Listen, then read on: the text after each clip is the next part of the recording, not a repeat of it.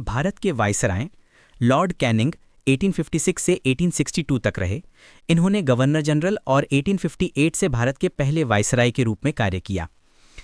महत्वपूर्ण घटनाओं में 1857 का सिपाही विद्रोह, 1858 में ईस्ट इंडिया कंपनी का शासन समाप्त कर ब्रिटिश ताज के अधीन भारत का सीधा शासन शुरू हुआ, भारतीय उच्च न्यायालय अधिनियम 1861, भारतीय परिषद अधिनियम 1861।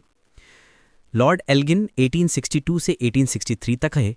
महत्वपूर्ण घटनाओं में वहाबी आंदोलन का सफलतापूर्वक दमन किया गया। उनकी मृत्यु भारत में पंजाब में कार्यकाल के दौरान ही हो गई थी।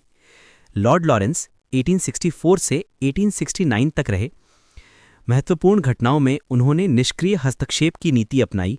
उनके कार्यकाल में 1866 में उड़ीसा और 1868 से 69 में बुंदेलखंड और राजपूताना में अकाल पड़ा, जिसके लिए उन्होंने अकाल आयोग की स्थापना की। लॉर्ड मेयो 1869 से 72 तक रहे। महत्वपूर्ण घटनाओं में प्रांतीय स्तर पर वित्तीय संसाधनों का विकेंद्रीकरण शुरू किया। उन्होंने अजमेर में मेयो कॉलेज की स्थापना की। 1872 में उनके कार्यकाल में भारत की पहली सामान्य जनगणना हुई। उनकी हत्या अंडमान द्वीप समूह में एक पठान अपराधी द्वारा कर दी गई थी। लॉर्ड नॉर्थब्रुक 1872 से 1876 तक रहे।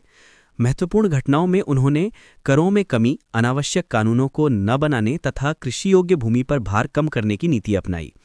उनके समय में बंगाल में भयानक अकाल पड़ा और पंजाब का प्रसिद्ध कूका आंदोलन हुआ। लॉर्ड लिटन 1876 से 1880 तक रहे। महत्वपूर्ण घटनाओं में वह एक कवि के रूप में भी प्रसिद्ध थे।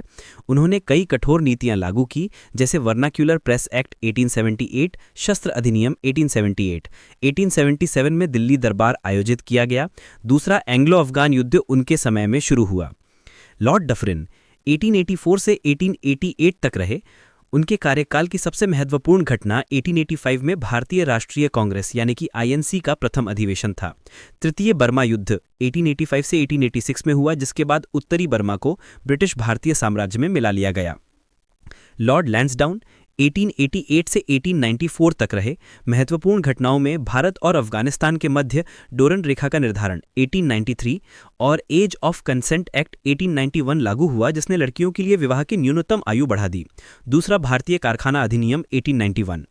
लॉर्ड एल्गिन द्वितीय 1894 से 1899 तक रहे।